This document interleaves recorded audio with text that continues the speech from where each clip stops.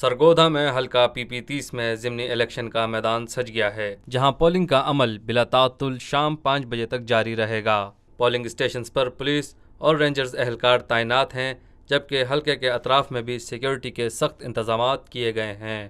انتخاب کے لیے تحریک انصاف کے راؤ ساجد اور نون لیگ کے حمایت یافتہ آزاد امیدوار یاسر ظفر سندھو میدان میں ہیں۔ حلقے میں کل 137 پولنگ اسٹیشنز قائم کیے گئے ہیں، جہاں پر ووٹرز اپنا حق رائے دہی استعمال کر رہے ہیں، جبکہ 137 میں سے 19 پولنگ اسٹیشنز کو حساس قرار دیا گیا ہے۔ حلقہ PP30 میں ووٹرز کی کل تعداد 1,73,919 ہے، جن میں مرد ووٹرز 98,145 جبکہ خواتین ووٹرز کی تعداد 75,474 ہے۔ واضح رہے کہ حلقہ PP30 کی نشست لیگی MPA چودھری طاہر سندھو کی وفات کے باعث خالی ہوئی تھی۔